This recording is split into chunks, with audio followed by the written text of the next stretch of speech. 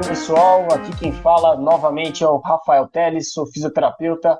Estou novamente com o convidado Cássio Siqueira e o Franco Chamorro. E hoje, no episódio 2, vamos abordar: deixar de abordar o movimento é uma boa? Vocês já me conhecem, já conhecem o Franco, já conhecem o Cássio do primeiro episódio. E eu gostaria já de início abordar o seguinte, né? Dentro da área de cuidado músculo-esquelético, a gente vê uma certa divergência de pensamentos em relação a abordagens que focam mais na patologia e abordagens que costumam olhar mais para a funcionalidade, olhar mais para o movimento. Isso, no meio científico, acaba gerando até algumas brigas, né? O papel nosso hoje é gerar uma reflexão acerca desse tema e tentar entender de que forma um pensamento pode se aliar ao outro e, no final das contas, quem vai ganhar com isso vai ser o paciente, né? Vou começar com você hoje, Franco. O que você enxerga desse panorama geral? Pô, foi inesperado. Eu pensei que ia começar pelo Pulse de novo. Jogou a batata quente para mim, mas vamos lá. Bom, eu tenho uma formação muito mais recente do que o Cássio, então acho que ele vai poder dar um complemento aí pela ausência de cabelo na testa e cabelos brancos, um complemento temporal, Cassinho, sem ficar bravo comigo, tô vendo sua cara. Mas, brincadeira à parte, pela formação recente que eu tenho, eu acabo tendo uma fatia do olhar que eu já peguei essa ideia da abordagem do movimento muito presente na minha formação, na minha prática clínica, e tudo que eu ouço e conheço em relação a outras visões acaba sendo menos por experiência própria e muito mais por narrativa de alguém que sabia como que era e contou, ou de ler em livro, de ler em artigo, ver as mudanças aí que tem no meio. E, no final das contas, dá para notar bem essa quebra de paradigma aí, de uma abordagem para outra abordagem, né? E o que fica muito claro é que, pela nossa área ser pautada inicialmente aí na disciplina da medicina, então ela surgiu como um braço ali da medicina, acabou recebendo muito do mesmo olhar, que é um olhar voltado para a solução ali de uma patologia específica. Porém, como a gente trata as consequências dessa patologia pensando no modelo mais patoanatômico, a gente acaba tratando simplesmente as consequências e não consegue dar uma abordagem mais completa aí, pelo meu entendimento, tá?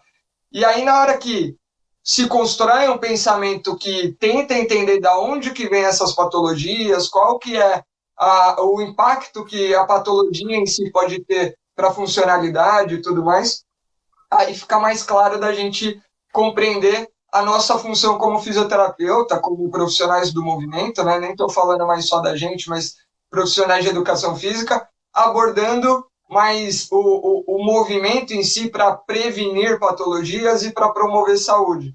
Então, acho que nesse prisma aí acaba fazendo muito sentido e já respondendo aí a dúvida dada no início como tema do nosso podcast de hoje, acho que não é uma boa ideia a gente deixar o movimento de lado, tá? Não tem como discordar. Bom, então, nós somos profissionais do movimento. Eu só consigo definir o fisioterapeuta como um profissional do movimento. Dizer que a gente não vai abordar o movimento, para mim, é como deixar de ser fisioterapeuta. E aí, em relação a isso, eu vou entrar na minha argumentação pela questão dos graus de liberdade. O aparelho locomotor, ele tem muitos graus de liberdade que combinados vão gerar uma característica que é a redundância. O aparelho locomotor é muito redundante, o que significa que a gente pode fazer a mesma tarefa de milhares de formas diferentes, e são milhares mesmo. Se a gente for combinando todas as possibilidades de movimento que as articulações permitem, são milhares de formas eu posso trazer esse copo d'água de milhares de formas diferentes até a minha boca. Se eu tenho milhares de formas diferentes de me mexer, eu vou entender que em algumas talvez eu tenha que fazer mais força, que eu gaste mais energia, outras eu gaste menos. Eu vou entender que em alguns padrões de movimento eu vou ter uma sobrecarga articular maior no ombro, na outra eu vou ter mais no punho, na outra eu vou ter mais no cotovelo. E eu vou entender que em outras eu vou ter isso bem distribuído e menos sobrecarga mecânica em todas elas. Então, Do ponto de vista evolutivo, ser redundante é ótimo. Então, o fato de eu conseguir trazer água à boca de milhares de formas diferentes aumenta a chance de eu conseguir trazer água à boca e permanecer vivo. Então, isso é ótimo. Então, o fato de cada um se mexer de um jeito, o fato de existirem vários jeitos de se mexer, isso é muito bom. Mas cada jeito de se mexer tem uma consequência. Existem jeitos de se mexer que vão trazer consequências melhores? Existem. Eu costumo brincar que o Papai do Céu era um cara... eu desconfio que ele seja inteligente, né? É um cara que teve boas soluções. E ele também criou Darwin, né? O Darwin foi criado por Papai do Céu também. Então, o criacionismo criou a evolução, o evolucionismo. Mas, enfim. Esse é um papo pro filosofismo. Filosofismo,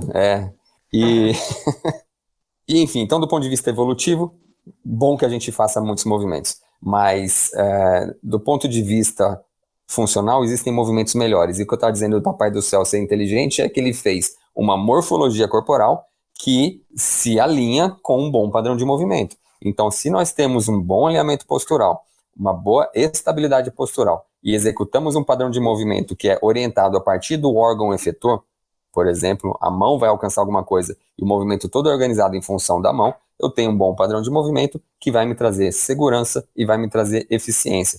Então, eu como um profissional da saúde, ainda mais um fisioterapeuta, que é um profissional do movimento, ainda mais que trabalha com atletas, óbvio que eu vou querer buscar um padrão de movimento que seja eficiente e seguro.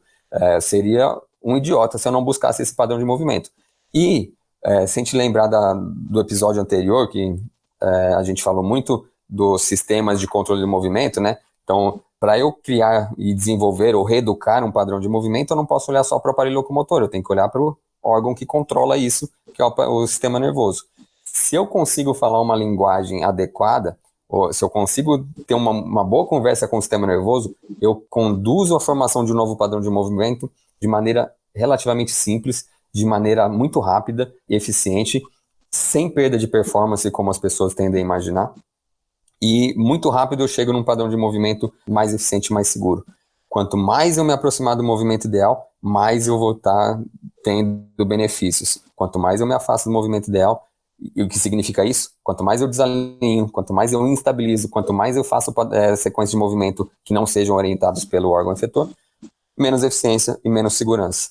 Então, a gente, como profissionais que entendem de movimento, que conseguem manipular esse movimento, entender as causas de por que o movimento está saindo de uma maneira que a gente considera inadequada, e consegue entender um pouco de controle motor e aprendizagem motora para interferir nisso, a gente vai ter resultados muito bons com os nossos pacientes. Sim. Cassinha, deixa eu até aproveitar o gancho, cara, e fazer um complemento aí, porque muito se tem a impressão, para as pessoas que não estão acostumadas com esse olhar voltado do controle do movimento, da interação entre sistema nervoso e aparelho locomotor, achar que quando a gente está falando de movimento bom, de movimento ideal, a gente está falando daquela postura estática, né? Aquela do livro Kendall. Exatamente. Com o quadriculado atrás e a pessoa com fio de prumo passando no processo mastoide, no acrômio, não sei aonde, cara, e não é disso que a gente está falando. Não é disso. Acho que vale para todo mundo que está ouvindo o podcast aí se atentar que a gente está falando de postura, de movimento em relação à funcionalidade. E aí o que é uma postura adequada em um determinado contexto, e a gente pode até certas variações positivas aí dentro de um próprio contexto, às vezes vai se diferenciar do que é uma postura adequada para outro contexto. Então vale a pena a gente ter isso em mente e desgrudem dessa ideia aí. A gente não está falando de fio de prumo, de postura, de movimento nesse sentido. A gente está falando de movimentação do ponto de vista de cumprir tarefas com eficiência, com baixo custo energético e com segurança para o aparelho locomotor. E até, só para sintetizar a ideia, eu gosto de falar que existe sim um movimento ideal. Já desconectei que o movimento ideal é diferente desse aí que a gente está acostumado a ver, onde ele só atende às demandas do aparelho locomotor. E eu pontuo que sempre tem 3 coisas importantes para o movimento. Franco, só te cortar rapidinho. Não é nem só que só atende o aparelho locomotor. Mesmo para o aparelho locomotor, ele é mal interpretado como um alinhamento rígido. E a gente tem que olhar para o movimento como alinhamento, estabilidade e uma boa sequência de movimentos.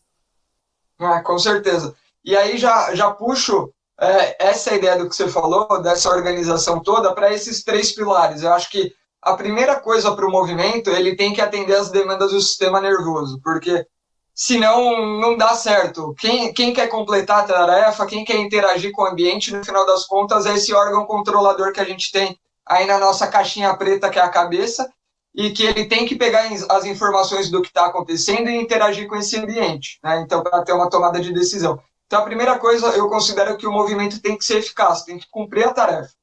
Aí, a segunda coisa é que, além de ser eficaz, se ele puder poupar energia e se tornar também eficiente, já é muito melhor, porque, além de concluir a tarefa, imagina naquele contexto da última aula que a gente falou um pouquinho de evolução, de antropologia, a última aula, estou viajando, no último capítulo, que a gente falou desse contexto, se tem você e um competidor seu, seja um outro animal, ou um ser humano, ou uma outra pessoa competindo com você, se você consegue concluir a mesma tarefa com menor gasto energético, isso pode ser uma solução muito boa para te diferenciar dessa outra pessoa em uma situação futura onde você tenha essa reserva a seu favor.